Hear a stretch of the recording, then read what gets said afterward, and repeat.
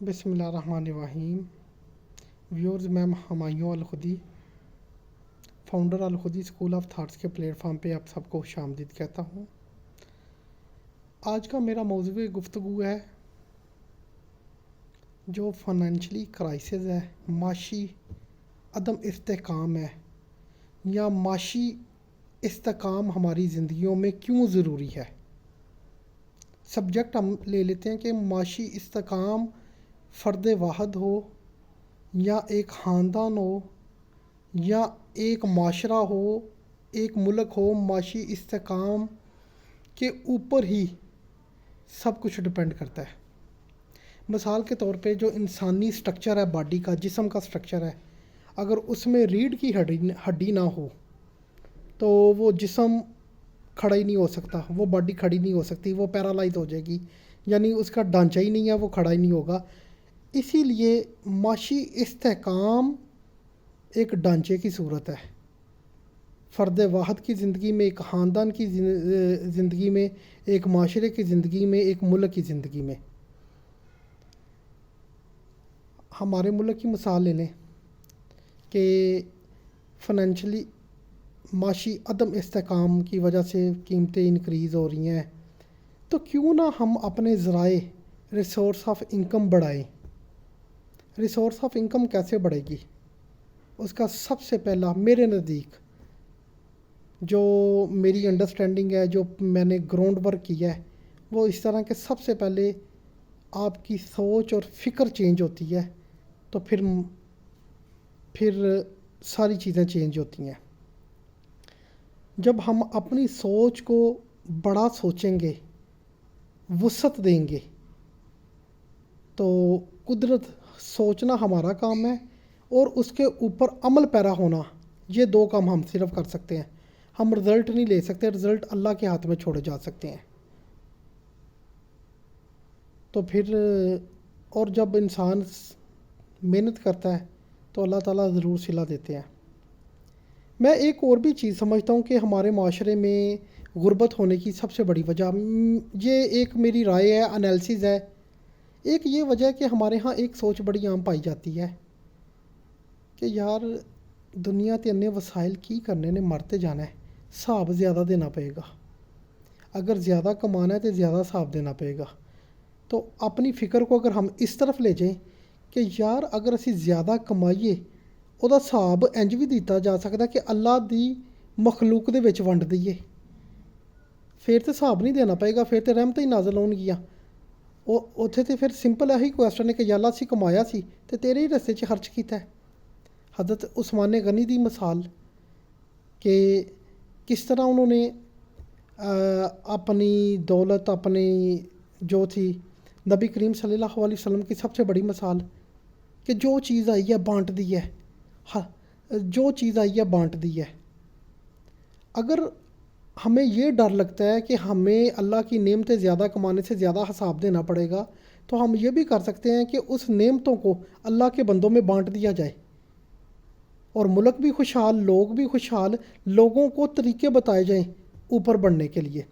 ہمارے معاشرے میں ایک سب سے بڑی اور بھی یہ پرابلم ہے، اثاثے کمتری کے شکار کوئی بندہ ہم میں سے ہی اوپر اٹھتا ہو نا، تو 100 میں سے 2-3 بندے ایسے ہوں گے جو ساتھ والے لوگوں کو بھی اٹھائیں گے، ساتھ والے لوگوں کو بھی اٹھائیں گے کہ یار آپ بھی ترقی کرو۔ باقی جتنے پرسنٹ ہیں، 97 to 95% وہ یہی کہیں گے کہ آپ اپنی ذات اتنے رہے، باقی تھلے ہی رہن۔ یہ بھی ایک ناکامی کی وجہ ہے۔ اب یہ بندہ سوچتا ہے، بعض لوگوں کو یہ سوچتے ہیں کہ یار سوچنا سانوں کس طرح چیزاں ملن گیاں، سوچنے کے ساتھ عمل پیرا ہونا ضروری ہے۔ میں مثال دیتا ہوں، آپ ہے نا کہیں کسی صحن میں، کسی چھت پہ، یا کسی اوپن ایریے پہ آپ گوشت پھینکتے ہیں یا کوئی ایسی چیزیں پھینکتے ہیں جو گرگس کھاتی ہے، یا جو پرندے کھاتے ہیں، کوے کھاتے ہیں، آپ پھینکیں گے نا، انہیں ہوا میں اس کی خوشبو چلی جائے گی، تھوڑی دیر بعد، کچھ ٹائم بعد وہ ادھر کافی، آپ دیکھیے گا کافی کوے چیلیں ہوں گی جو اسے لے جائیں گی۔ مثال دینے سے کیا مراد ہے کہ سوچنا ہمارا کام ہے، پھر ہماری سوچ کے ساتھ ہماری سوچ کے مطابق قدرت ہمیں لوگ ملائے گی، ہمارے کنیکشن ملیں گے تو ہم آگے بڑھ سکتے ہیں۔ آدمی بڑا حلیم ہے، حکمت والا ہے، بڑی اچھی کوالٹیز ہیں۔ اگر معاشرے میں، اس معاشرے میں فنینشلی سٹیٹس مضبوط نہیں ہے تو وہ حکمتیں، وہ سارا کچھ برباد ہو جاتی ہیں۔ یہ بھی چیزیں ضروری ہیں، بڑی ضروری ہیں۔ اپنی ذات کے لیے نہ کمائیں، اپنے لوگوں کے لیے کمائیں، اپنے ملک کے لیے کمائیں، اور لوگوں کے لیے آسانیاں بانٹنے کے لیے کمائیں۔ اور یہ تھیوری کو ریجیکٹ کر دیں کہ زیادہ، جب تک سخی لوگ، اچھے دل و دماغ والے، انسانیت سے محبت کرنے والے لوگ معاشرے میں اگر دولت مند نہیں نہ ہوں گے تو وہ معاشرہ بخیلوں کی طرف چلا جائے گا، بخیلوں کی طرف چلا جائے گا۔ تو ہمارا ملک مستحکم ہوگا جب ہمارا معاشی نظام مستحکم ہوگا۔ اور معاشی نظام کس طرح مستحکم ہوگا؟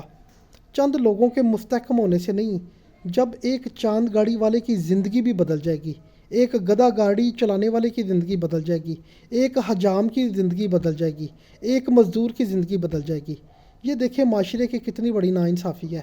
جو سب سے زیادہ سخت کام کرتا ہے، جو لوگوں کے گھر بناتا ہے، مزدور، مستری، ان کی اجرت سب سے کم ہے، جو پسینے میں سارا کچھ کرتے ہیں۔